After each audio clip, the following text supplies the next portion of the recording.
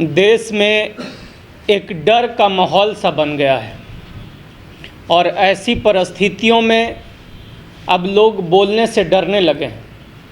तब मुझे वो एक मुहावरा याद आता है कि जुल्म के साए में लब खोलेगा कौन, और अगर हम भी चुप रह गए तो बोलेगा कौन। साथियों, यह बहुत ही गंभीर विषय है और गंभीर समय है हम लोगों के लिए कि ऐसे समय में हम लोगों को क्या करना चाहिए कि जो इस देश की 90% आबादी SC ST OBC माइनॉरिटी यानी डायमंड परिवार के लोगों का सामाजिक, आर्थिक, राजनैतिक विकास की विचारधारा को समझता हो, उन लोगों को ही आप वोट दीजिए, अन्यथा किसी को वोट देने का कोई लाभ नहीं है।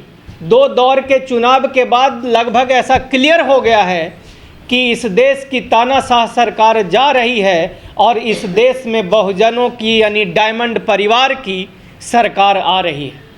इस देश में जो सबसे बड़ा घोटाला है इस देश का, जो पिछले 75 साल से खास करके 30 सालों से चलता आ रहा है, जब से इस देश में OBC नाम का आरक्षण लागू हुआ है, उसके बाद आप देखोगे कि इस देश में आरक्षण लोगों को कम से कम मिले, उसका लगातार प्रयास अलग अलग माध्यम से किया जा रहा है।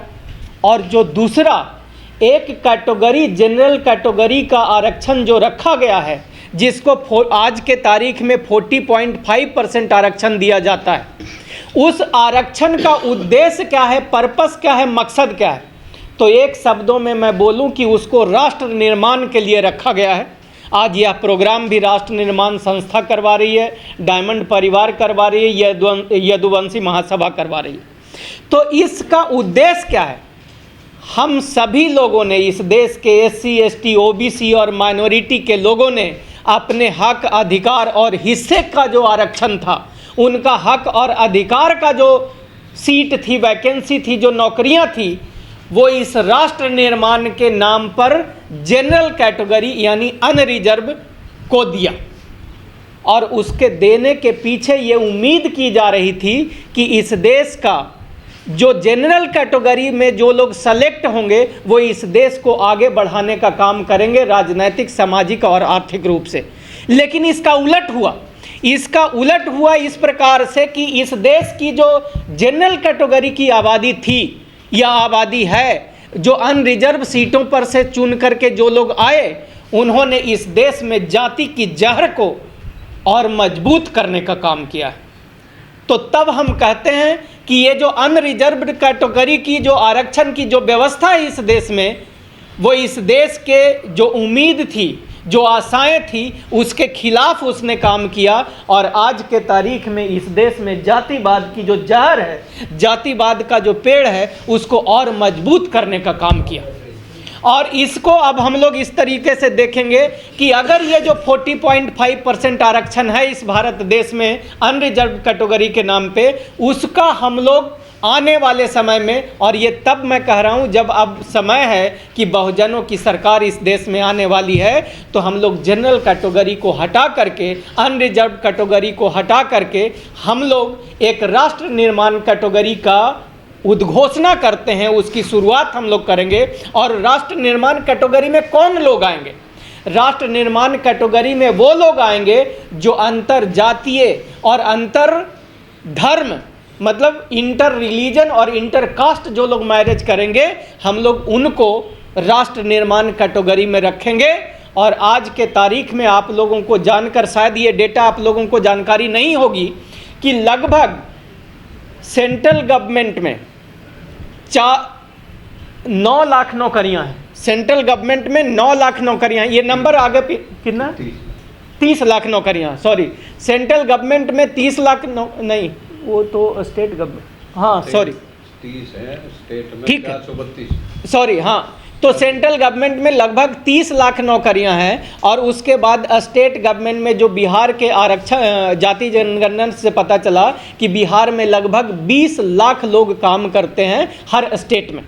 इसका मतलब बिहार जैसी लगभग 20 ऐसे राज्य हैं जहां की 20 लाख स्टेट गवर्नमेंट के एम्प्लॉई हैं, यानी मिला जुला के 430 लाख लोग भारत में सरकारी नौकरियां सेंटर और स्टेट गवर्नमेंट की करते हैं।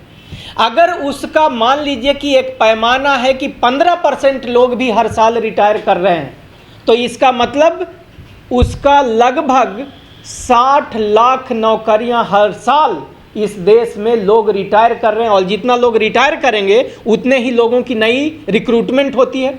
तो अगर इस जनरल कैटेगरी के जगह पे राष्ट्र निर्माण लोगों का कैटेगरी के लोगों को अगर हम लोग लेकर के आ जाएं, तो उस कैटेगरी से इसका मतलब क्या हुआ कि एक सीट पे अगर हम लोग मान के चलते हैं कि कम से कम 10 से 15 बच्चे भी अगर उसके लिए अप्लाई करते हैं, तो मिला जुला के इस देश में इस देश निर्माण के लिए लगभग 2 करोड़ हमारे नया युवा सैनिक जो जात पात में विश्वास नहीं रखेंगे, जो जातीय व्यवस्था की दीवारों को तोड़ने और दरकाने का काम करेंगे, ऐसे हर साल इस देश में 2 करोड़ लोग तैयार होंगे जो जातिवाद को ख़त्म करने का काम करेंगे। और हम इसको अगर इस व्यवस्था को हम लोग लागू करने में कायम हो गए तो इस देश से जात पात खत्म हो जाएगी। जात पात खत्म होने के कई अनगिनत ऐसे खूबियां और खासियत हैं जो हम लोगों को देखने को मिलेगा। जैसे आज हम लोग कह रहे हैं कि इंटरव्यू व्यवस्था के नाम पर, इंटरव्यू के नाम पर SC ST OBC को नौकरियों से दूर करने का व्यवस्था किया जा रहा है, एकलव्य का अंगूठा काटा जा रहा है, और अलग अलग तरीके से अलग अलग व्यवस्थाओं के माध्यम से, जैसे कि आप रोस्टर सिस्टम देखते हो, रोस्टर सिस्टम के माध्यम से SC ST OBC के लोगों को जो आरक्षण भारत की सरकार ने व्यवस्था में दी हुई है, उससे वो भी नौकरियां उन लोगों को ना मिले, उसके लिए भी व्यवस्था बनाई गई है। लेकिन जब ये जाति की व्यवस्था टूटेगी और खत्म होगी, जब जातीय व्यवस्था दरकने लगेगी, तो उसके बाद इस देश से जात पात खत्म होगा और करोड़ों करोड़ युवा साथ मिल करके इस देश को एक मजबूत और ताकतवर राष्ट्र बनाने का काम करेंगे। और मेरा पूरा विश्वास है कि इस प्रकार से हम भारत को कम से कम समय में एक विकासशील से विकसित राष्ट्र बनाने में हम लोग कामयाबी हासिल कर सकेंगे। जय भारत, जय डायमंड परिवार। इन्होंने पूंजीवादी जो पार्टियां हैं, जितने भी लोग बैठे ऊपर उन्होंने सभी को फायदा पहुंचाने के लिए नीचे जो हमारे वर्ग बैठे हैं, इनका सबका गला काट दिया है। ना सरकारी नौकरी हमारे छोटी है, जा करके आने वाले टाइम के अंदर में हम हमारा गुजारा चल गया, लेकिन अपने बच्चों के लिए हम यही सोच सकते कि वो सरकारी किसी नौकरी में उनकी भागीदारी होगी। उदाहरण के तौर पे मैं रेलवे कर्मचारी का आपको डाटा देता हूं कि सन 84 के और 86 के अंदर में रेल के अंदर 28 लाख कर्मचारी हुआ करते थे, जबकि लाइनें बढ़ गई है और दोनों साइड के इंजन आ गए हैं। आज रेल के अंदर में 12.5 लाख कर्मचारी वहाँ पर कार्यरत है। इससे ज़्यादा शर्म की बात कोई नहीं हो सकती है कि जो जियो आपको फ्री दनादन आपको बोलता था कि आपको नेट मिलेगा, सब कुछ मिलेगा, वो आपको पैसे दे करके आपको करना चाहता है। टीवी आप अपना खरीदते हो, रिचार्ज अपना कराते हो, लेकिन दिखाया आपको मीडिया कर्मियों से वो जाता है कि जो आप देखना नहीं चाहते हो। आप फालतू की धर्म की इन बातों में न पड़े, खाली इस समय आपका एक फोकस रहना चाहिए कि हमें अपने संविधान को बचाना है। जो बाबा साहब ने उस समय की लड़ाई लड़ी कि जिस समय के अंदर लोगों को इतना अछूत माना जाता था कि उनको कुएं का पानी तक नहीं पिलाया जाता था, हमने उस वैचारिक जो मतभेदता हमारे आपस में हुई है उसको मिटाना है। अभी ये डायमंड परिवार है, ये सब एक समुचित परिवार है। इन्होंने, ये लोग तो इतने बेशरम हो चुके हैं कि इन्होंने इंडिया गठबंधन, जो कि संविधान के अंदर में हमारा इंडिया लिखा हुआ है, इसको शर्म नाम लेने में इनको शर्म आती है। इसको भी ये इंडिया गठबंधन बोलते हैं, जा करके कहीं पे भी ये इंडिया गठबंधन पूरा नाम नहीं ले सकते हैं। ये इनको शर्म आनी चाहिए कि जो आदमी कहते हैं कि अपने देश का खाने लग रहा है, कम से कम उसका नाम लेने में उसको फख्र महसूस होना चाहिए। वो लोग इनके पास नहीं है जा करके। तो मेरा आप सभी भाइयों से निवेदन है कि आपके पास वो वोट की ताकत बची है, कम से कम देश को बचाने में उसका सहयोग करें, क्योंकि जितने भी सेनानी जहाँ से जिन्होंने अपनी शहादत दी है, चाहे आज़ाद गुरु हो, भगत सिंह हो, चाहे कुछ भी हो, जा करके मोदी जी ने एक शौचालय बनवा दिए, पूरे देश में ढिंडोरा पीट के रखा कि मैंने शौचालय बना दिए। अरे परमाणु के निर्माता कौन थे हमारे यहाँ? मौलाना आज़ाद थे जा करके। उन्होंने क्या कभी अभी बताया? उन्होंने जा करके अब्दुल कलाम आज़ाद जी हमारे, उन्होंने कभी भी नहीं बताया कि मैंने परमाणु की संरचना की। सबसे बड़े हमारे साइंटिस्ट रहे, उन्होंने किसी के भी ये जाहिर नहीं किया। उनसे एक ही बात कहा था कि मैंने हिंदुस्तान के लिए काम किया।